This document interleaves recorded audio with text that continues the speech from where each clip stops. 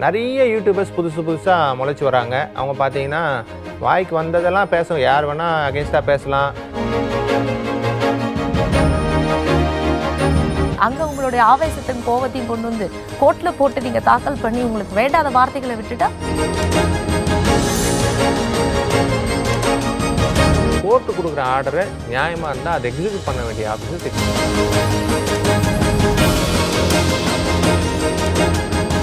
அனைவருக்கும் வணக்கம். நீங்கள் பார்த்து கொண்டிருப்பது புதியுகத்தில் சட்டம் ஒரு வகுப்பறை. நான் யாழினி திருமுகம். இன்றைய நிகழ்ச்சியில் நம்ம எதை பற்றி பார்க்க போகிறோம் அப்படின்னா, திருமணம், விவாகரத்து, ஜீவனாம்சம் மற்றும் குழந்தை தத்தெடுப்பை பற்றி தான் தெளிவாக பார்க்க போகிறோம். இதை பற்றி தெளிவாக எடுத்துரைக்கிறதுக்காக நம்ம கூட 2 சட்ட வல்லுநர்கள் இருக்காங்க. முதலாவதாக Geetha Priya ma'am. Ma'am has more than 20 years of experience in civil, criminal and matrimonial cases. வணக்கம் மேம். அடுத்தபடியாக நம்ம கூட விக்னேஷ் சார் இருக்காங்க. Sir is well specialised in civil, criminal, matrimonial மற்றும் பில், ரிட் அண்ட் ஆர்டிஐ. வணக்கம் சார். உங்களுடைய சந்தேகத்தை நீங்கள் வழக்கறிஞர்கிட்ட கேட்கணும் அப்படின்னு நினச்சிங்கன்னா நீங்கள் தொலைபேசி மூலியமாக அணுகலாம். இல்லை அப்படின்னா 9944010692 என்ற வாட்ஸ்அப் எனக்கு ஹலோ எஸ்ஓவி அப்படின்ற மெசேஜ் அனுப்பிச்சிங்கன்னா உங்களுடைய மெசேஜுக்கு ஒரு லிங்க் வரும். அந்த லிங்க்கில் இருக்கக்கூடிய இன்ஃபர்மேஷன் எல்லாத்தையுமே நீங்கள் கிளியராக ஃபில் பண்ணிங்க அப்படின்னா உங்களுடைய சந்தேகத்துக்கு நம்ம நிகழ்ச்சியில் பதில் சொல்லுவோம். தொடர்ந்து நிகழ்ச்சிக்குள்ளே போகலாம். சார், இப்போ ரீசெண்டாக ஒரு கேஸ் வைரல் ஆகிட்டு இருக்கு இல்லையா சார், ஒரு Tamil YouTuber related to Savukku Shankar அப்படின்ற ஒரு விஷயம், அதை பற்றி தெளிவாக சொல்லுங்கள் சார். என்ன ஆச்சு, ஏன் இவ்வளோ வைரலாக பேசப்படுது? கண்டிப்பாக இன்றைக்கி சொசைட்டியில் நிறைய இன்ஃப்ளூயன்சர்ஸ், யூடியூபர்ஸ் உருவாகிட்டு வராங்க. அவங்களுக்கு ஒரு சமூக பொறுப்பு இருக்கணும். நம்ம வாய் இருக்குன்னு சொல்லிட்டு எது ஒன்றாலும் பேசிகிட்டு இருக்கக்கூடாது. அந்த மாதிரி ஒரு நபர் தான் சவுக்கு சங்கர். அவர் என்ன பண்ணுறாரு, ஜுடிஷியரியே மொத்தமாக கரப்டில் இருக்குது அப்படின்னு ஒரு ஜென்ரலாக ஒரு ஸ்டேட்மெண்ட்ஸ் கொடுக்குறாரு. அது மட்டும் இல்லாமல் நம்ம இன்றைக்கி கண்டெம்ப்டை பற்றி டிஸ்கஸ் பண்ணுறதுனால அவர் ஒரு பர்டிகுலர் நீதியரசர் ஒருத்தர் இருக்கார். அவர் வந்து ஜிஆர்எஸ்ன்னு சொல்லுவாங்க. அவர் வந்து ஒரு ஜட்ஜ்மெண்ட் அவங்களுக்கு அகேன்ஸ்டாக கொடுக்க போகிறார். மாரிதாஸ்க்கு அகேன்ஸ்டாக ஒரு ஜட்ஜ்மெண்ட் கொடுக்க போகிறாரு. அப்போ காலையில் 6 மணிக்கு அவர் வந்து கோவில் போகிறாரு. அவரோட பர்சனல் லைஃப்பை இவர் டார்கெட் பண்ணி இவர் காலையில் 6 மணிக்கு போய் யாரை சந்திச்சார், கோயிலில் என்ன நடந்துச்சு, அதுக்கப்புறம் இவர் ஏன் இந்த ஜட்ஜ்மெண்ட்டை கொடுக்குறாரு அப்படின்னு சொல்லி ஒரு ஜட்ஜை பர்சனலாக டார்கெட் பண்ணார். அது மட்டும் இல்லாமல் அந்த ஸ்டேட்மெண்ட்டை சொல்லிவிட்டு ஒரு ட்வீட்டும் போடுறாரு சோஷியல் மீடியாவில். இந்த மாதிரி ஜுடிஷியரியில் கரப்டட் ஆஃபீஸர்ஸ் இருக்காங்க, இவங்க வந்து கோயிலில் இவங்களை பார்க்குறாங்க, அதுக்கப்புறம் இவங்களுக்கு ஃபேவரபுளான ஜட்ஜ்மெண்ட் கொடுக்குறாங்கன்னு சொல்லி ஒரு ஸ்டேட்மெண்ட் ட்விட்டரில் போடுறாரு. இதை வந்து மதுரை ஹைகோர்ட் பெஞ்ச் வந்து சுவோ மோட்டிவ் டெசிஷன் எடுக்கலாம். இப்போ பார்த்தீங்கன்னா இந்த கண்டெம்ப்ட் கோர்ட்டை வந்து கோர்ட்டே தன்னிச்சையாக வந்து எடுத்து இதை நடத்த முடியும். அதான் சுவோ மோட்டோ காக்னிசன்ஸ். அந்த மாதிரி எடுத்து அதை சட்டப்படி தப்புன்னு ப்ரூவ் பண்ணி அவருக்கு வந்து 6 month இதில் இந்த ப்ரொவிஷனை வச்சு 6 month ரிகரஸ் இம்ப்ரிசன்மெண்ட் கொடுக்கலாம், கடுங்காவல் தண்டனை கூட. ஆனால் அவருக்கு வந்து கொடுக்கப்பட்டது 6 month சிம்பிள் இம்ப்ரிசன்மெண்ட், 6 மாதம் ஜெயில் தண்டனை கொடுத்துட்டாங்க. அதுக்கப்புறம் செப்டம்பர் 2022. அதுக்கப்புறம் பார்த்திங்கன்னா இவர் வந்து அப்பீல் போகிறார் சுப்ரீம் கோர்ட்டுக்கு. சுப்ரீம் கோர்ட் போயிட்டு அதுக்கு நவம்பரில் அவருக்கு ஒரு தீர்ப்பு வாங்கிட்டு வந்து செட்டில் ஆகிருக்காரு. இன்னும் அந்த கேஸ் போயிட்டு தான் இருக்குது. அதனால் நான் என்ன சொல்ல வரேன்னா, இவர் மட்டும் இல்லை, நிறைய யூடியூபர்ஸ் புதுசாக முளைச்சி வராங்க. அவங்க பார்த்தீங்கன்னா வாய்க்கு வந்ததெல்லாம் பேசும், யார் வேணால் அகேன்ஸ்டாக பேசலாம், நீதித்துறையை அசிங்கமாக பேசலாம், ஒரு ஜட்ஜை வந்து தனிப்பட்ட முறையில் தாக்கலாம். இன்றைக்கி நிறைய இந்த மாதிரி விஷயங்கள் நடந்துட்டு தான் இருக்குது. அதனால் ஒரு ஜட்ஜையோ அவர் கொடுக்குற தீர்ப்பையோ ஒரு தனிப்பட்ட வாழ்க்கையோ விமர்சிக்கக்கூடாது. இதுதான் வந்து நீதித்துறையோட மாண்பை காப்பாற்றுறது. அதனால் யாராக இருந்தாலும் ஒரு சோஷியல் மீடியாவில் ஒரு இன்ஃப்ளூயன்ஸாக இருக்காங்க, ஒரு யூடியூப்பு, ஒரு இன்ஸ்டாகிராமில் ஒரு இன்ஃப்ளூயன்ஸாக இருக்காங்கன்னா சமூக பொறுப்பு அவங்களுக்கு இருக்கணும், சமூக பொறுப்பு இருக்கணும். இது வந்து நிறைய கான்சிக்வன்ஸை உருவாக்கும். கண்டெம்ப்ட் ப்ரொசீடிங்ஸ்ன்றது நான் சொன்ன மாதிரி 6 month ரிகரஸ் இம்ப்ரிசன்மெண்ட் வரலாம் போகலாம். இது வந்து டிசைனாக அவங்க பனிஷ்மெண்ட் கொடுக்கலாம். சில ஜட்ஜஸ் வந்து ஜஸ்ட் ₹1 வாங்கிட்டு விட்டவங்களும் ஹிஸ்ட்ரியில் இருக்காங்க. ஒரு கண்டெம்ப்ட் பண்ணியிருக்காங்க அப்படின்னும் போது கிரிமினல் 2 டைப்ஸ் இருக்குது. சிவில் கண்டெம்ப்ட் இருக்குது, கிரிமினல் கண்டெம்ப்ட் இருக்குது. அது நம்ம டீட்டெயில்டாக டிஸ்கஸ் பண்ணுவோம். அந்த மாதிரி இருக்கும்போது நிறைய இதில் கான்சிக்வன்ஸ் இருக்குது. இது வந்து நிறைய டிஃபமேஷன் வழக்குகளும் இதன் மூலயமா நிறையவே தாக்கலாகுது இன்றைக்கி நம்ம சூழ்நிலையில் பார்த்திங்கன்னா. அதனால் நான் என்ன சொல்கிறேன்னா, எல்லோரும் வளரலாம், வந்து சமூக ஊடகத்தில் பெரிய ஆளானவன்னு நிறைய பேருக்கு இன்ட்ரெஸ்ட் பண்ணுறாங்க. வெறும் ட்ரெண்டிங்கை மட்டுமே மனசில் வச்சுக்காதீங்க. யார் வேணால் தனிப்பட்ட முறையில் தாக்கலாம், அதுவும் ஒரு நீதியரசரை போய் தனிப்பட்ட முறையில் தாக்கலாம் அப்படின்ற ஒரு எண்ணத்தோடு வராதிங்க. உங்களுக்கு ஒரு பெரிய பாதிப்பும் காத்துட்ருக்கு. அது வந்து இந்த கண்டெம்ப்ட் ஆஃப் ப்ரொசீடிங்ஸ் நல்லாவே வழிவகுக்குது. அதனால் இது வந்து கொஞ்சம் பார்த்து பயன்படுத்திக்கணும். ஓகே சார், ரொம்பவே தெளிவாக சொன்னீங்க. இப்போ இருக்கக்கூடிய ப்ரிவைலிங் வேர்ல்டில் என்ன தேவை அப்படின்றத கிளியராக எக்ஸ்பிளைன் பண்ணியிருக்கீங்க. மேம், இப்போ சார் கண்டெம்ட் ஆஃப் கோர்ட்டுக்கு ஒரு எக்ஸாம்பிள் சொல்லிட்டாங்க. இப்போ கண்டெம்ட் ஆஃப் கோர்ட்னா என்ன அப்படின்ட்டு நீங்கள் கிளியராக சொல்லிட்டீங்கன்னா இன்னும் எளிமையாக இருக்கும் மேம். அதாவது கண்டெம்ட் ஆஃப் கோர்ட் அப்படிங்கிறது இப்போ ஒரு மனு தாக்கல் பண்ணுறோம். மனு தாக்கல் பண்ணி கோர்ட்டில் கேஸ் நடந்து ஒரு ஆர்டர் ஆர் டிகிரி அப்படின்னு சொல்கிற ஆர்டரை வாங்குகிறோம். அந்த ஜட்ஜ்மெண்ட்டில் உங்களுக்கு அந்த பரிகாரத்துக்கு ஏற்ற விஷயத்தை கொடுத்துட்றாங்க. ப்ரேயரில் நீங்கள் என்ன கேட்குறீங்கன்னா, இந்த விஷயத்தை எனக்கு செஞ்சு கொடுங்கன்ற அந்த பரிகாரம் கிடச்சிடுது. அந்த பரிகாரம் கொடுத்தா நீங்கள் என்ன பண்ணணும், அந்த ப்ரேயரை எக்ஸிக்யூட் பண்ணணும். அந்த எக்ஸிக்யூஷன் அப்படிங்கிற விஷயத்தை பண்ணாமல் அந்த கண்டெம்ட்டுக்கு ஒரு டைம் கொடுக்குறாங்க. இதை ஒபே பண்ணணும். இப்போ பார்ட்டிஷன் சூட் எடுத்துக்கோங்களேன்.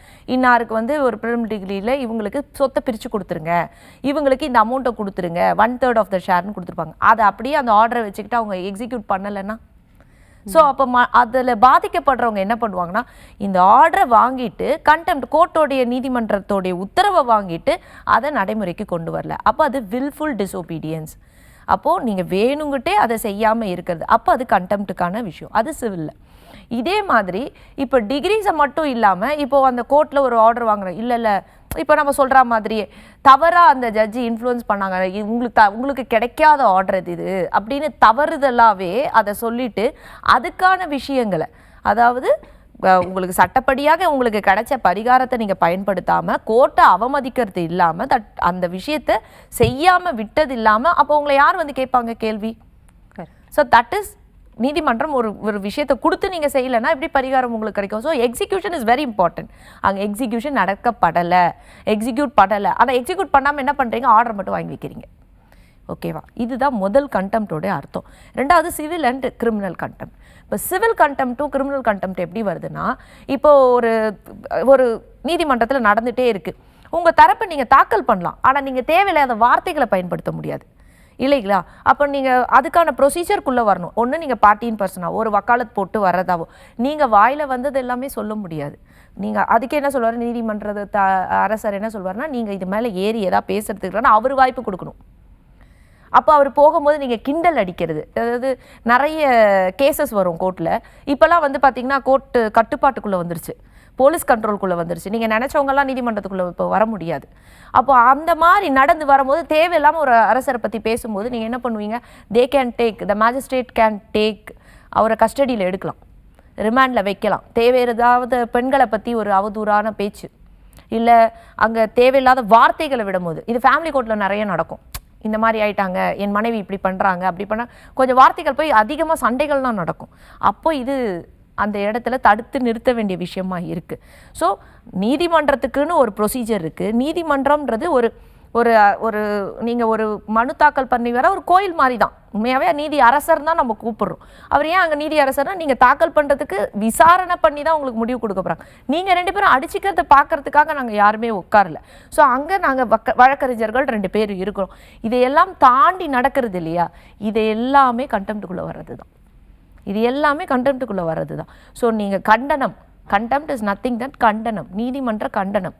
நீங்கள் ஒரு வழக்கை தொடர்ந்து நீங்கள் அந்த பரிகாரத்தை பயன்படுத்தினாலும் கண்டனம், அங்கே நடக்கிற வழிமுறைகளில் நீங்கள் தடுத்து நிறுத்தினாலும் கண்டனம். அவங்கள வேலை செய்ய விடாமல் செய்கிறீங்க இல்லையா? அப்போ அவங்கள வெளியில் கொண்டு போங்க, இவங்களை இங்கே நிறுத்துங்க. அப்போ வந்து என்னை வந்து ஜட்ஜு பேசவே விடலை, என்னை வந்து சேம்பரில் விடலை, நிறைய இன் கேமரா ப்ரொசீடிங்ஸ் நடக்கும். ஸோ எங்கெல்லாம் இது அதிகமாக ஆகுதுன்னா, ஃபேமிலி கோர்ட், குடும்ப நல நீதிமன்றத்தில் கதவுகளை போட்டுட்டு தான் நம்ம பேசுகிறோம். ஆனால் உங்களுக்கு வாய்ப்பு கொடுக்கும்போது அந்த வாய்ப்புகளை நீங்கள் தவறாக பயன்படுத்தும் போது அது எப்படி இதுவாகும்?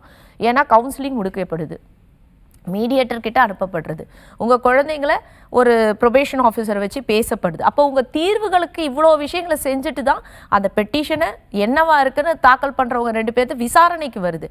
அதுக்கப்புறம் தான் உங்களை கூப்பிட்டு கேட்குறாங்க. அங்கே உங்களுடைய ஆவேசத்தையும் கோவத்தையும் கொண்டு வந்து கோர்ட்டில் போட்டு நீங்கள் தாக்கல் பண்ணி உங்களுக்கு வேண்டாத வார்த்தைகளை விட்டுட்டா இது கண்டெம்ட்டாக தான் மாறும். இதுதான் இதோட இம்பார்ட்டண்ட்டான விளக்கம். ஓகே மேம், ரொம்பவே தெளிவாக சொன்னீங்க. நீதித்துறையை எப்படி மதிக்கணும் அப்படின்றத கிளியராக எக்ஸ்பிளைன் பண்ணீங்க. நம்ம கூட ஒரு காலர் இருக்காங்க, அவங்ககிட்டயும் பேசிடலாம். வணக்கம். வணக்கம். வணக்கம் சார், எங்கேருந்து பேசுகிறீங்க? திண்டுக்கல். உங்கள் பெயர் சார், உங்களுடைய சந்தேகம்? சுப்பிரமணியன். சொல்லுங்க சுப்பிரமணி, உங்களுக்கான சந்தேகம். இந்த மாதிரி வரதட்சணை கேஸ் போட்டவங்க கேஸ் போட்டிருக்கு, பட் அவங்க இதுவரைக்கும் கோர்ட்ல ஆஜராகவே இல்லை. ஓகே வாய்தா வாங்கிட்டு போயிட்டே இருக்காங்க. அது எப்படி சாத்தியமாகுமா? அப்படி வரலாம், கோர்ட்ல அமைக்கிற மாதிரி இருக்கலாமா? ஓகே சார், உங்களுடைய சந்தேகத்துக்கு வழக்கறிஞர் பதில் சொல்லுவாங்க. சொல்லுங்க சார். சார் வணக்கம் சார். வணக்கம் சார். நீங்கள் யார் தரப்பில் பேசுகிறீங்க? என்ன கேஸு, எங்கே போட்டிருக்கீங்க? மகளுக்கு தான் பேசுகிறேன். வரதட்சணை கேஸு. ஓகே, உங்கள் பொண்ணுக்காக நீங்கள் வரதட்சணை கேஸு ஆலுமன் போலீஸ் ஸ்டேஷனில் போட்டிருக்கீங்களா? ஆமாம் சார், கோர்ட்டில் போட்டு. இல்லை கோர்ட்டில் இல்லை, போலீஸ் ஸ்டேஷனில் எஃப்ஐஆர் போட்டிருக்காங்களா இல்லை டைரெக்டாக நீங்கள் ஜுடிஷியல் மேஜிஸ்ட்ரேட் கிட்ட கோர்ட்டில் கம்ப்ளைண்ட் பண்ணிட்டு இருக்கீங்களா? கோர்ட்ல போலீஸ் ஸ்டேஷன்ல கம்ப்ளைண்ட் கொடுத்து அப்புறமேல அவங்க எல்லாம் இன்ஸ்பெக்டர் அவங்க எல்லாம் சொல்லி கோர்ட் மூலியமா பாத்துக்கங்கன்னு சொல்லவும் கோர்ட் மூலியமா வந்தது. எஃப்ஐஆர் போட்டிருக்கீங்களா? எஃப்ஐஆர் போட்டிருக்காங்களா போலீஸ் ஸ்டேஷன்ல இருந்து? எஃப்ஐஆர்ல போட முடியாதுன்னு சொல்லிட்டாங்களே. சரி, இப்போ வரதட்சணை கொடுமைக்காக நீங்க டொமஸ்டிக் வயலன்ஸ் கேஸ் ஃபைல் பண்ணிருக்கீங்க, அப்படிதானே? ஆமா. சரி, இது பார்த்தீங்கன்னா இது கொஞ்சம் கரெக்டாக நீங்கள் ஹேண்டில் பண்ணணும். டொமஸ்டிக் வயலன்ஸ் கேஸ் போட்டு நீங்கள் கரெக்டாக போயிடுறீங்களா ஹியரிங்க்கு? ஆமாம், கரெக்டாக போயிட்டு இருக்கோம். ஆப்போனன்ட் பார்ட்டி வரமாட்டாங்க, அப்படி தானே? ஆமாம் சார். ஆப்போனன்ட் பார்ட்டி வரலாலும் கவலை கிடையாது. உங்களுக்கு கரெக்டான ஹியரிங் வரும்போது நீங்கள் அங்கே கரெக்டான அட்வொகேட்டை வச்சு உங்களோட தரப்பு உங்களுக்கு என்ன அநீதி நடந்திருக்குன்றதை நீங்கள் உங்கள் பெட்டிஷனில் தெளிவாக சொல்லிடுங்க. அந்த டிவிசி டொமஸ்டிக் வயலன்ஸ் பெட்டிஷன்லேயே சொல்லிடலாம். மேக்ஸிமம் இதை 12 மந்த்ஸ்க்குள்ளே முடிக்கணும் இந்த கேஸை. எது தரப்பில் வந்தால் நல்லது, அவங்க வரலனாலும் அவங்களுக்கு நோட்டீஸ் இஷ்யூ பண்ணுவாங்க. அதுக்கப்புறம் உங்கள் ஒரு சைடாகவே விசாரித்து ஆர்டரும் கொடுக்க முடியும். சரிங்களா? அதனால் உங்கள் தரப்பில் ஃபைல் பண்ண கேஸுக்கு நீங்கள் உங்களோட எவிடன்ஸ், உங்கள் வரதட்சணை கொடுமை நடந்திருக்குன்னா அதுக்குன்னா எவிடன்ஸு அதெல்லாம் நீங்கள் கலெக்ட் பண்ணி நீங்கள் கோர்ட்டில் சப்மிட் பண்ணிவிட்டு உங்களோட தரப்பு வாதத்தை மட்டும் நீங்கள் வச்சு கேஸை க்ளோஸ் பண்ணலாம். அதுக்கான வாய்ப்புகள் இருக்குது. நீங்கள் உங்களோட வழக்கறிஞர்கிட்ட அதை பற்றி கன்சல்ட் பண்ணுங்கள், அவங்களே உங்களுக்கு ஹெல்ப் பண்ணுவாங்க. ஓகே சார், ரொம்பவே தெளிவாக சொன்னீங்க. மற்றொரு காலரும் இருக்காங்க, அவங்ககிட்டயும் பேசிடலாம். வணக்கம். வணக்கம். வணக்கம்மா, எங்கேருந்து பேசுகிறீங்க? உங்கள் பெயர்? சார், மதுரையிலேருந்து பேசுகிறேம்மா. சொல்லுங்கம்மா, உங்கள் பெயர், உங்களுடைய சந்தேகம்? மாதை. சொல்லுங்கம்மா. உங்களுடைய பொண்ணுக்காக கேட்கறேன். ஓகேம்மா. பொண்ணை கல்யாணம் பண்ணி கொடுத்து 2 வருஷம் ஆச்சு. ஓகே. அது வேலைக்கு போனாதான் குடும்ப வாழ்க்கை நடக்கணும், வீட்டு ஜாமான் கொடுக்க மாட்டேன், வாங்கி கொடுக்க மாட்டேன்னு டார்ச்சர் பண்ணிக்கிட்டே இருந்துச்சு. ஓகே. ரொம்ப தொந்தரவு பண்ணிக்கிட்டே இருந்துச்சு அந்த பையன். ஓகே. அப்புறம் அது சூசைட் அட்டன் பண்ண ஆரம்பிச்சிருச்சு. ஓகே. அதை இப்ப வீட்டுக்கு கூட்டிட்டு வந்து வச்சிருக்கோம் மேடம். அதுக்கு நாங்க என்ன பண்றதுன்னு தெரியாம இது பண்ணிட்டு இருக்கோம். ஓகே. இப்போ நெக்ஸ்ட் எப்படி ப்ரோசீட் பண்றதுன்னு உங்களுக்கு தெரியல? என்ன பண்றது இல்ல. 2 குடும்பம் பேசுறோம், ஆனா சரியான பாதைக்கு போக மாட்டேங்குது. ஓகே. ஓகேம்மா, உங்களுடைய சந்தேகத்துக்கு வழக்கறிஞர் பதில் சொல்லுவாங்க. சொல்லுங்க மேம். அம்மா, இது லவ் மேரேஜுங்களா இல்ல அரேஞ்ச் மேரேஜாமா? அரேஞ்ச் மேரேஜ் தான் மேடம். ஆமா. குழந்தை இருக்குங்களா? குழந்தை இல்லைங்க. 2 அதான் வேலைக்கு போனாதான் குழந்தை பெற்றுக்கணும் அப்படின்னு வீட்டு ஜாமானும் வாங்கி கொடுக்கறதுல போட்டு வெளியே நான் சாப்பாடு வேண்டதை வாங்கி கொடுக்க மாட்டேன் அப்படி இப்படி டார்ச்சர் பண்ணிக்கிட்டே இருந்துச்சு அந்த பையன். இல்லம்மா, இவங்க 2 பேருக்கு தேவை கவுன்சிலிங். இவங்க 2 பேரும் ஆலோசனை மையங்கள் நிறைய இருக்கு. ஓகேங்களா? அதுக்கு வர மாட்டேங்குது சார், அந்த பையன் வரவே மாட்டேங்குது மேடம். வர மாட்டேங்கிறாங்க. இப்போ நீங்க போலீஸ் ஸ்டேஷன்ல கம்ப்ளைண்ட் கொடுத்தா கூட அங்க கூட பாத்தீங்கன்னா ஃபேமிலி கவுன்சிலிங் சென்டர்னு ஒண்ணு இருக்கு. புரியுதுங்களா? இப்போ கம்ப்ளைண்ட் கொடுத்து என்கொயரி பண்ணி ஃபேமிலியில யாரும் பிரிச்சு வைக்கிறதெல்லாம் இல்ல, ஸ்டேஷன்ல கவுன்சிலிங் சென்டர்னு ஒண்ணு குடும்ப நலத்துக்காக அனுப்பி விடுவாங்க. இல்லைன்னா ஏடிஆர்எஸ் பில்டிங்னு சொல்லுவோம், நாங்க சமரச தீர்வாய்வு மையம் சொல்லுவோம்.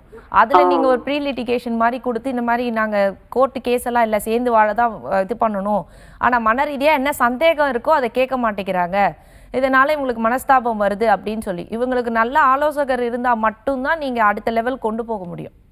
ஏன்னா பாப்பா சூசைட் பண்ணிக்கிறதுக்கு மனநிலை இருக்குன்னு சொல்றீங்க இல்லையா, அப்போ அவ ஏதோ பார்த்து பயந்துருப்பா. கண்டிப்பா நீங்க ஒரு கவுன்சிலிங் சென்டருக்கு கூட்டிட்டு போங்க. Okay ma'am. நம்ம தொடர்ந்து பேசுறதுக்கு முன்னாடி ஒரு காலர் இருக்காங்க, அவங்க கிட்ட பேசிடலாம். வணக்கம். வணக்கம். வணக்கம் மேடம். வணக்கம்மா, எங்க இருந்து பேசுறீங்க? உங்க பெயர்? நான் என் பேர் கலா, நான் நெல்லை மாவட்டத்துல இருந்து பேசுறேன் மேடம். சொல்லுங்க கலா, உங்களுக்கான சந்தேகம். என் பொண்ணுக்கு கல்யாணம் ஆகி 10 வருஷம் ஆகுது மேடம். ஓகே. அவளுக்கு கல்யாணம் முடிஞ்சு 45 நாள் தான் அவங்க வீட்லயே இருந்தா. ஓகே. அதுக்கப்புறம் அவர் வரவே இல்லை. மசட்டேன்னு மாசமாயிட்டா உடனே மசட்டேன்னு வீட்டுக்கு கூட்டு வந்தவர் வரவே இல்லை. அப்புறம் கமிஷனர் ஆபீஸ், பிறகு மகளிர் சமூக நலத்துறை, மகளிர் காவல் நிலையம் எல்லா பக்கமும் பெட்டிஷன் கொடுத்தவங்க மேடம். எதுக்குமே அவர் ஆஜராகல, எதுக்குமே பதில் சொல்லல. அவங்க எல்லாருமே சேர்ந்து கோர்ட்டுக்கு அனுப்பிட்டாங்க. கோர்ட்ல தான் பாக்கணும்னு. கோர்ட்டுக்கு போயே 7 வருஷத்துக்கு மேல ஆகுது மேடம். அவன் எந்த ஒரு முடிவும் வரல, அவன் பதிலும் சொல்ல மாட்டேங்கான். கேஸும் இழுத்துக்கிட்டே போகுது. ஓகே, இதுக்கு ஒரு தீர்வு இருக்கு. ஃபுல்லா அவன்ட மாட்டிக்கிட்டு. ஓகே, இது என்ன முடிவு வரும் மேடம் தெரியல. ஓகேம்மா, உங்களுடைய சந்தேகத்துக்கு வழக்கறிஞர் பதில் சொல்லுவாங்க. சொல்லுங்க சார். அம்மா வணக்கம். வணக்கம். வணக்கம். எவ்வளவு நாள் ஆச்சு கல்யாணம் ஆகி? கல்யாணம் ஆகி 2016ல கல்யாணம் ஆச்சு. ஓகே. ஆமா. கிட்டத்தட்ட 10 வருஷம் ஆகுது. டிவி வால்யூமை கம்மி பண்ணிட்டு பேசுங்கம்மா, அப்பதான் உங்களுடைய கேள்வி இங்க கிளியரா புரியும். சரி சரி. சரி. 16 வருஷம், கிட்டத்தட்ட 10 வருஷம் ஆகுது சார். சரி, இப்போ நீங்க மெயினா இப்போ நீங்க என்ன எக்ஸ்பெக்ட் பண்றீங்க அது சொல்லுங்க, அதுக்கேற்ற சொல்யூஷன் நாங்க கொடுக்குறோம்.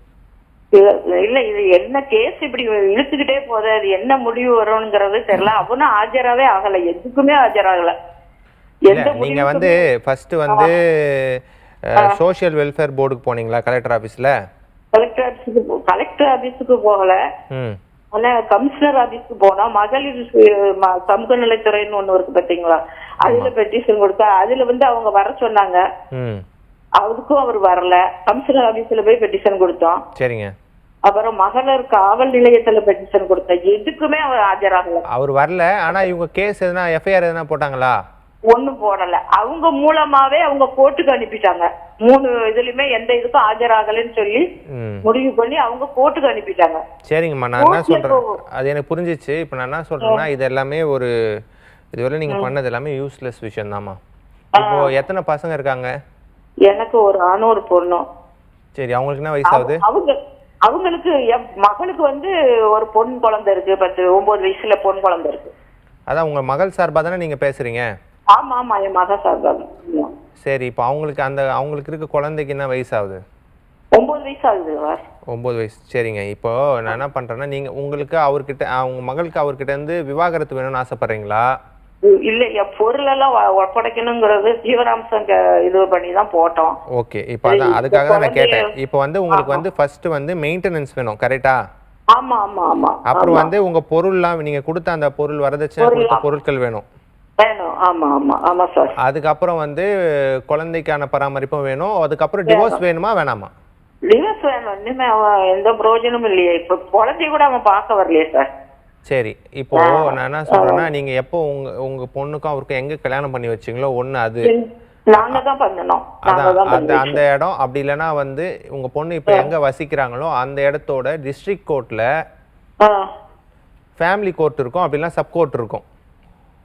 அங்க போயிட்டு ஃப்ரெஷ்ஷா ஒரு பெட்டிஷன் ஃபைல் பண்ணுங்க.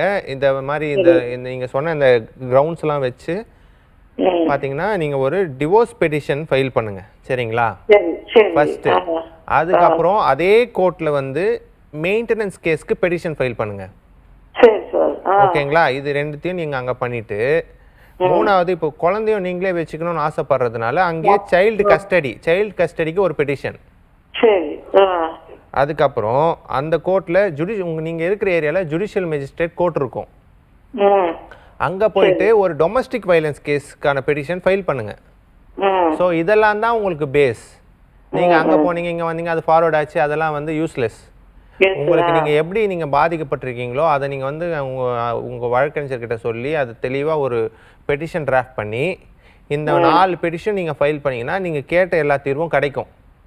நீங்க ஜஸ்ட் நீங்க அதை ஃபைல் ஒரு கம்ப்ளைண்ட்டை வச்சுட்டு நீங்க இந்த ரெமெடிலாம் உங்களுக்கு கிடைக்கும்னு கிடைச்சிங்களா? கண்டிப்பா கிடைக்காது. இல்ல சார், நான் கோர்ட்டுக்கு போயிட்டேன். கோர்ட்ல கேஸ் நடந்துட்டு தான் இருக்கு. இல்ல, அது கோர்ட்ல நீங்க நான் சொன்ன கேஸ்லாம் நடக்காது. நீங்க கம்ப்ளைண்ட் கொடுத்தீங்க, அதுல அவர் ஆஜராகல, அது ரிலேட்டடா தான் இஷ்யூ போயிட்டு இருக்கும். உங்களுக்கு என்ன பிரச்சனை நீங்க ஒரு பெட்டிஷன் மூலமா கோர்ட்டுக்கு தெரிவிச்சாதான் கோர்ட்டுக்கே உங்களுக்கு என்ன பிரச்சனைன்னு தெரியும். அதுக்கான தீர்வு அப்பதான் கொடுக்க முடியும். அதே மாதிரி எல்லா கேஸுமே ஒரே கோர்ட்ல நடக்காது. ஒவ்வொரு கோர்ட்டுக்கும் ஒவ்வொரு நேச்சர் இருக்கு. அதனால நான் சொன்ன மாதிரி அந்த பெட்டிஷன் அந்த கோர்ட்ல போடுங்க, கேஸ் நடத்துங்க, உங்களுக்கான நியாயமும் நீதியும் கிடைக்கும். ஓகே சார், ரொம்பவே தெளிவாக சொன்னீங்க. நம்ம கூட மற்றொரு காலரும் இருக்காங்க, அவங்க கிட்டயும் பேசிடலாம். வணக்கம். ஹலோ. வணக்கம் சார், எங்க இருந்து பேசுறீங்க? உங்க பெயர்? பூபதிங்க, கோயம்புத்தூர்ல இருந்து பேசுறேங்க. சொல்லுங்க சார், உங்களுக்கான சந்தேகம். மேடம், கல்யாணமாகி 20 வருஷம் ஆச்சுங்க. ஓகே. ஒய்ஃபுக்கு எனக்கு இப்போ ஒரு 6 மாசமா மிஸ் அண்டர்ஸ்டாண்டிங். ஓகே. அவங்க அம்மா வீட்டில தான் இருக்கிறாங்க. Okay sir. இப்போ நான் தனியா தான் இருக்கிறேங்க. பசங்க 2 பேருங்க. ஓகே. பசங்க 2 பேரு. சின்னவங்க வந்து பால்வாடி போயிட்டு இருக்கிறானுங்க, பெரியவங்க வந்து 5வது படிச்சுட்டு இருக்கிறானுங்க. ஓகே. நானும் முடிஞ்ச அளவு சமரசத்துக்கெல்லாம் போய் பார்த்தனுங்க. அவங்க வேண்டாப்பங்கிற இதுலதான் வந்துட்டாங்க. சரி வேண்டாம் விடு, சரி கருத்து முரண்பாடு ஜாஸ்தியானதுனால நானே அவங்களுக்கு இது பண்ணிடலாம் அப்படின்னு சொல்லி டைவர்ஸ் நோட்டீஸ் விட்டு பார்க்கலாம், மறுபடியும் அதாவது வருவாங்களாம், இல்லை அதுக்கு பின்னாடி என்ன வக்கீல் நோட்டீஸு டைவர்ஸ் எனக்கு கொடுத்துடலாமா அப்படின்னு சொல்லி நினைய இது பண்றாங்க மேடம். அதுக்கு என்னதான் பண்றது? நான் கொடுக்கறதுல பண்ணிடலாங்களா? Okay sir. அதுக்கு பின்னாடி பசங்களை வந்து எங்கிட்ட தான் அனுப்பணும்னு நான் நினைக்கிறேங்க. ஓகே. அந்த மாதிரி எனக்கு இது பண்ணுவாங்களா நீதிமன்றம்? ஓகே சார், உங்களுடைய சந்தேகத்துக்கு வழக்கு பதில் சொல்லுவாங்க. சொல்லுங்க மேம். 20 வருஷம் ஆகுதுங்களா கல்யாணம் நடந்து உங்களுக்கு? ஆமாங்க மேடம், 2006 ஆனதுங்க.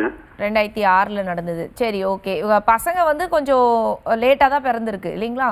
ஆமாங்க மேடம், ஆமாங்க மேடம். 10 வருஷம் கழிச்சுதாங்க. ஓகே. அவங்க எங்க வேலைக்கு ஏதாவது போகிறாங்களா? இல்லைங்க மேடம், பெரியவங்க வந்து 5வதுங்க. இல்ல நான் கேட்டது உங்க மனைவிய. இப்ப வந்து இப்போ இத்தனை வருஷமும் போனது இல்லைங்க, 19 வருஷமும் போனது இல்ல. இப்ப அம்மா இறந்ததுக்கு பின்னாடி கொஞ்சம் ஃபேமிலிக்குள்ள கொஞ்சம் டைட்டா இதாச்சுங்க. அதுக்கு பின்னாடி இப்போ பெட்ரோல் பங்க் வேலைக்கு போயிட்டு இருக்காங்க. அவங்க அக்கா, அவங்க அப்பா, அவங்க எல்லாம் வேலைக்கு போயிட்டு இருக்காங்க. சரிங்க. அதுக்கு பின்னாடி கொஞ்சம் இதாயிடுச்சு. சரி. 2 மாசம் நல்லா தான் இருந்ததுங்க. அதுக்கு பின்னாடி இப்போ சுத்தமா அவங்க அக்கா பேச்சுதான் பேசி இது பண்ணிட்டு இருக்கிறாங்க, கேட்டு இருக்காங்க. குழந்தை யார்கிட்ட இருக்கு? குழந்தைய அவங்க அம்மாவிட்ட தான் இருக்குங்க, ஒய்ஃப் கிட்ட தான் இருக்கு. பையன் ஒண்ணு பொண்ணு ஒண்ணுங்களா? இல்ல, 2மே பசங்க. 2மே பையன் தான் இல்லைங்களா? ஆமா ஆமா. இப்ப நீங்க வந்து மனைவியோட சேர்ந்து வாழணும்னு விருப்பப்படுறீங்க? விருப்பப்பட்டாங்க மேடம். ஆனா அதுக்கு இடையில ஆளு எல்லாம் மீடியேட்டர் எல்லாம் வச்சு நான் இது பண்ணுங்க. ஆனா அவங்க வந்து அதுக்கு தகுந்த மாதிரி பதில் சொல்லலைங்க. சரி. இப்ப 6 மாச காலம் தான் நீங்க பிரிஞ்சிருக்கீங்க இல்லைங்களா? இப்போ போன வருஷம் டிசம்பர்ல இருந்து பிரிஞ்சிருக்கிறோங்க. சரிங்க. இன்னொரு தடவை ட்ரை பண்ணி பாருங்க. அப்படி இல்லைன்னா சேர்ந்து வாழ்றதுக்கான பெட்டிஷன் ரெஸ்டிடியூஷன் ஃபார் கான்ஜுகல் ரைட்ஸ்ன்னு சொல்லுவோம். ஏன்னா நீங்க 20 வருஷம் வாழ்ந்திருக்கீங்க. என்ன வந்து அவங்களுக்கு கசப்பு, என்ன தன்மை, அதுல ஒரு கவுன்சிலிங் கொடுப்பாங்க. கூப்பிட்டு உட்கார வச்சு 2 பேரையுமே ஒரு ஆலோசனை கொடுப்பாங்க. அதுல அவங்க என்ன கருத்து சொல்ல வராங்கன்னு கேளுங்க. அது சேர்ந்து வாழ்ற பெட்டிஷன், அது டிவோர்ஸ் கிடையாது, விவாகரத்தை நான் சொல்லல. சேர்ந்து வாழ்ற பெட்டிஷன், குழந்தைங்க நலனுக்காக உட்காந்து பேசி பாருங்க. அப்படி ஒத்து வந்தா நீங்க சேர்ந்து போய் வாழுங்க. அப்படி இல்ல அப்படிங்கிற பட்சம் வரும்போது மட்டும்தான் நீங்க விவாகரத்தை பத்தி யோசிக்கணும். 6 மாச காலத்துல எல்லாம் விவாகரத்தை பத்தி யோசிக்காதீங்க. மேடம் கொஞ்சம் பேசலாங்க சகலை சார்? தொடர்ந்து பேசலாம் மேடம். சகலையும் இதே மாதிரிதான் பிரிஞ்சிருந்துதான் அவங்க அக்கா இப்போ வீடியோ வைக்கிறாங்க. பிரிஞ்சிருந்து 20 வருஷமா கன்சீவா ஆனதுக்கு பின்னாடி அவங்க வந்துட்டாங்க மேடம். இப்படியேதான் ஃபேமிலியில இப்படியேதான் இருந்துக்கிறாங்க. ஒய்ஃபோட அக்காவும் அப்படித்தான் ஆகிக்கிறாங்க. இப்போ ஒய்ஃபும் இப்போ அவங்கதான் வீட்டுக்கு கூப்பிட்டு வச்சுக்கிறாங்க. இப்போ இப்படியேதான் நான் போய் கூட்டிட்டு வருவானுங்க. அவங்கள ஏதோ கூப்பிட்டு வச்சுக்கிறது. அவங்க அக்காயுமே அப்படிதான் கூப்பிட்டு வச்சுட்டாங்க. இப்போ ஒய்ஃபையுமே கூப்பிட்டு வச்சுட்டாங்க. இப்ப எனக்குன்னு யாரும் இல்ல. அப்பாவும் சின்ன வயசுல இருந்துருச்சு, அம்மாவும் இப்போ ஒரு 1.5 வருஷத்துக்கு முன்னாடி இறந்துட்டாங்க. நான் ஃபேமிலி மட்டும்தாங்க. எனக்குன்னு எந்த ஒரு இதுமே நான் எதிர்பார்க்க மாட்டேன். அதாவது வேற எந்த ஹேபிட்டும் இல்லைங்க மேடம் என்கிட்ட. இல்ல எனக்கு உங்க மனநல புரியுது. அதனாலதான் திருப்பி சொல்றேன். அதாவது நீங்களும் ஒரு விஷயத்துல பாதிச்சுட்டு வெளியே வந்திருக்கீங்க. அம்மா இழப்புன்றது பெரிய இழப்பு.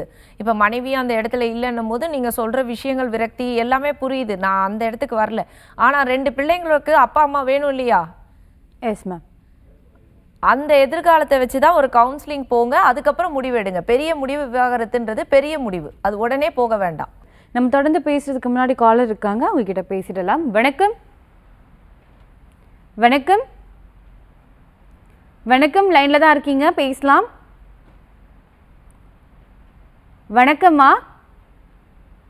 கால் கட் ஆயிட்டாங்க சார். நம்ம தொடர்ந்து கொஸ்டின்குள்ளே போகலாம் சார். இப்போ ரீசெண்டாக வந்து திருப்பூரூர் குன்றமில் வந்துட்டு ஒரு கலெக்டர் வந்துட்டு மன்னிப்பு கேட்டிருக்காங்க இல்லையா சார்?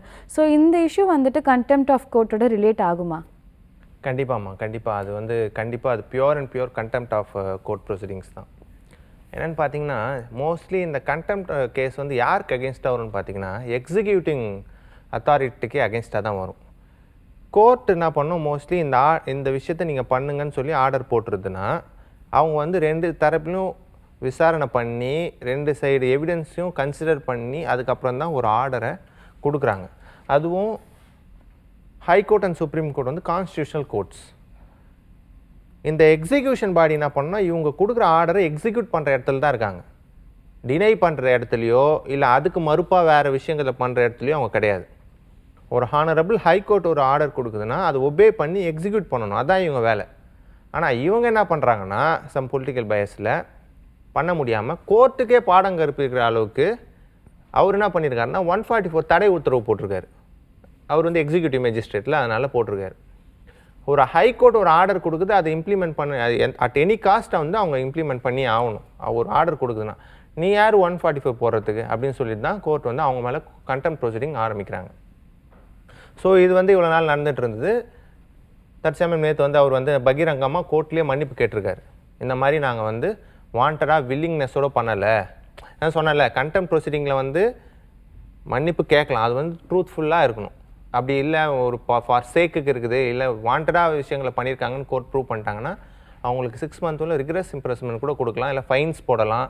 எல்லா அத்தாரிட்டியுமே கோர்ட்டுக்கு இருக்குது. இதில் என்ன பண்ணியிருக்காங்கன்னா, பெருந்தன்மையாக அவர் சம்மந்தப்பட்ட அந்த கலெக்டர், அதுக்கப்புறம் அந்த கமிஷனர், அதுக்கப்புறம் அந்த கோயிலோட ஈவோ எல்லாருமே போயிட்டு வில்லிங்காக சரண்டர் ஆகி மன்னிப்பு கேட்டாங்க பகிரங்கமாக. ஸோ கோர்ட் அதை கன்சிடர் பண்ணி விட்டுது. ஆனால் இது மோஸ்ட்லி நிறைய கேசஸில் பார்த்திங்கன்னா நடக்கும். ஒரு ரெவன்யூ ஆஃபீஸர் கிட்ட போயிட்டு இந்த உங்களுக்கு பட்டா இஷ்யூ பண்ணுங்கன்னு சொல்லி ஒரு ஆர்டர் போட்டுருவாங்க, பண்ண மாட்டாங்க. அதில் ஒரு மோசடி பண்ணுறதுக்காக இது பண்ணுவாங்க. மோஸ்ட்லி இந்த கரப்டட் ஆஃபீஸர்ஸ் இந்த மாதிரி நிறைய பேர் நாடு ஃபுல்லாக இருக்காங்க. கோர்ட்டு இவ்வளோ 2த்தையும் விசாரணை பண்ணி எவிடன்ஸ் பேஸ் பண்ணி தான் கொடுக்குறாங்க. அது எக்ஸிக்யூட் பண்ணுற இடத்துல இருக்கிற பண்ண மாட்டாங்க. அதை எக்ஸிக்யூட் பண்ண வைக்கணும்னு சொல்லிட்டு தான் இந்த கண்டெம்ட் ப்ரொசீடிங்ஸ் இருக்குது.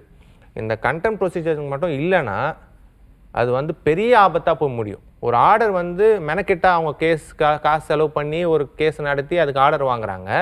ஆனால் இதுக்கு பார்த்தீங்கன்னா அவங்க கொடுக்குற ஆர்டரை எக்ஸிக்யூட் பண்ணுற நிலைமையில் இல்லை. அதனால தான் இதில் வந்து ஸ்ட்ரிக்டாக நிறைய கலெக்டர், நிறைய ஐஏஎஸ் ஆஃபீஸர்ஸ்க்கெலாம் ஜெயில் தண்டனை கொடுத்துருக்காங்க, சஸ்பெண்ட் பண்ணியிருக்காங்க, நிறைய பேர் டிஸ்மிஸ் கூட பண்ணியிருக்காங்க, ஃபைன்ஸ் நிறைய பேர் போட்டிருக்காங்க. ஸோ இது தொடரும் கண்டிப்பாக. அதனால் கோர்ட்டு கொடுக்குற ஆர்டரை நியாயமாக இருந்தால் அதை எக்ஸிக்யூட் பண்ண வேண்டிய ஆஃபீஸர்ஸ் எக்ஸிக்யூட் பண்ணணும். அதுக்கு ஒரு பெஸ்ட் எக்ஸாம்பிள் தான் நீங்கள் சொன்ன அந்த திருப்பரங்குன்றம் இஷ்யூ. அவர் வந்து பகிரமாக மன்னிப்பு கேட்டிருக்காரு. ஸோ அவர் பண்ண தப்புனால. ஸோ இதுதான்மா இந்த கேஸோட. Okay sir, like contempt of கோர்ட்டுக்கு வந்துட்டு லைக் இம்பார்ட்டண்ட்டான ஒரு கேஸில் இருக்கீங்க. ரொம்பவே நன்றி சார். நம்ம கூட ஒரு காலர் இருக்காங்க, அவங்க கிட்டயும் பேசிடலாம். வணக்கம். வணக்கம்மா. வணக்கம், எங்கிருந்து பேசுறீங்க, உங்க பெயர்? என் பேர் எஸ்இசைக்கு, திருநெல்வேலியிலேருந்து பேசுகிறேம்மா. சொல்லுங்க சார், உங்களுடைய சந்தேகம். சந்தேகம் சார், நான் இது புரிய சொத்துலாம் ஒன்றும் கிடையாது மேடம். நான் தான் சம்பாத்தியம் பண்ணி வீடு வாங்கியிருக்கேன் ஒன்று. ஓகே. ஒரே ஒரு பொண்ணு நல்லா படிக்க வச்சு டபுள் டிகிரி காலேஜ்லாம் படிச்சிச்சு. அது இஷ்டத்துக்கு மேரேஜ் பண்ணி ஓடி போயிட்டு வீட்டை விட்டு. ஓகே. அது நான் அப்போ தேசத்துல எந்த மான இது வந்தாலும் எழுதி கொடுத்துட்டேன். அந்த சம்பாத்தியம் பண்ணி என் வீட்டம்மா பேருக்கு அந்த வீட்டை வாங்கி வச்சிருக்கேன் நான். ஓகே. அது நாளைக்கு அதில் எதுவும் பிரச்சனை வருமானு கேட்டேன். ஓகே சார், உங்களுடைய சந்தேகத்துக்கு வழக்கறிஞர் பதில் சொல்லுவாங்க. சொல்லுங்க மேம். ஐயா, நீங்க சுயமா சம்பாரிச்ச சொத்து தானே ஐயா? ஆமா ஆமா, என்னோட சம்பாத்தியம் தான்மா. அப்புறம் நீங்க அதை உங்க மனைவி பேர்ல செட்டில்மெண்ட் எழுதி வைங்க, இல்ல நீங்க யார் பேர்ல விருப்பப்பட்டாலும் நீங்க செட்டில்மெண்ட் எழுதி வைக்கலாம். அதுல அவங்க உரிமை கொண்டாட வேண்டாம். இல்ல, என் வீட்டம்மா பேர்ல தான் இருக்கு. அதுக்கு தான் கேட்கேன். ஏன்னா வந்து ரொம்ப கஷ்டப்பட்டு நான் சம்பாதி பண்ணி அந்த பிள்ளைய நல்லா காலேஜ் எல்லாம் படிக்க வச்சு கடைசியில ஓடி போயிடுச்சு. சரிங்க. அதுக்கு அது என் வீட்டம்மா மெண்டலா இருக்கா, அப்போ விட்டுட்டு ஓடி போயிடுச்சு. சரிங்க. அதனாலதான் பெரிய கஷ்டமா இருக்கு. அதுக்கு என்ன ஐடியான்னு கேட்டேன். அதாவது நான் என்ன கேக்குறேன்னா, இப்ப உங்க மகளுக்கு கொடுக்க உங்களுக்கு விருப்பம் இல்ல? இது கிடையாது கிடையாது, அவ்வளவுதான். இப்ப நீங்க யாராவதுன்னா உங்க மனைவிக்கு அதுக்கு அந்த மனைவி தான் என்ஜாய் பண்ணணும், அவங்க தான் என்ஜாய் பண்ணணும். மேடம், மனைவி பேர்ல தான் சொத்தே இருக்கு. சரி, புரியுது. அதுக்கு தான் நாளைக்கு வந்து என் பேர்ல இருந்தா நான் என்னெல்லாம் பண்ணிக்கலாம்னு அது எனக்கு தெரியும். வீட்டம்மா பேர்ல இருக்கனால தான் நான் கேட்கேன். நீங்க உங்க மனைவி பேர்ல வாங்கியிருக்கீங்க சொத்து, கரெக்ட்டுங்களா? உங்க சம்பாதியத்தை வாங்கியிருக்கீங்க, அதுதான் நான் திருப்பி கேட்டது. ஓகேங்களா? இப்போ அவங்க மனைவி பேர்ல தானே இருக்கு.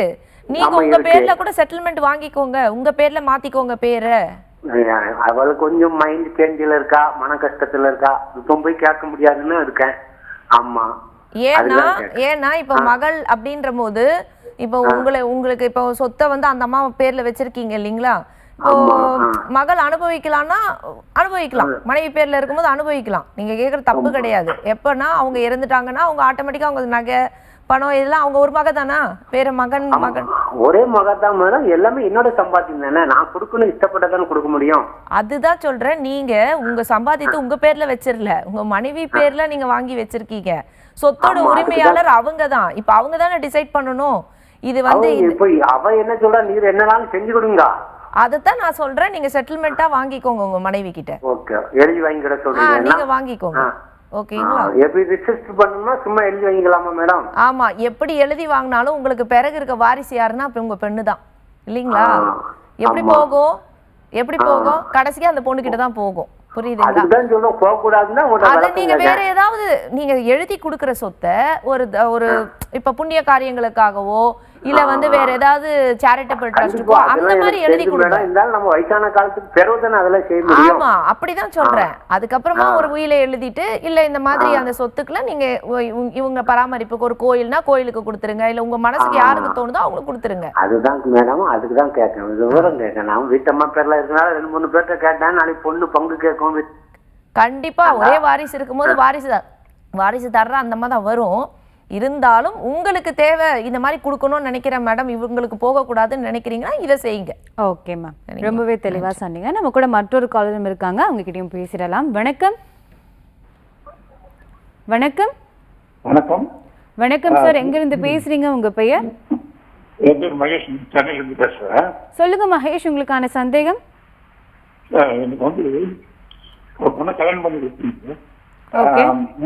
4 மாசமா வச்சு பணம் வீட்டுக்கு அனுப்பிச்சிருக்கேன். ஓகே. அதாவது மருந்து வந்து விட்டு திரும்பி வரவே இல்லை சார். ஸ்பீக்கர்ல போட்டு பேசுறீங்களா சார்? ஆமா ஆமா சார். ஸ்பீக்கர்ல போட்டிருந்தீங்கன்னா ரிசர்வ் மோடுக்கு பேசுங்க சார். சரி, ஸ்பீக்கர் ஆஃப் பண்ணிட்டீங்களா? சொல்லுங்க சார், உங்களுடைய சந்தேகம்.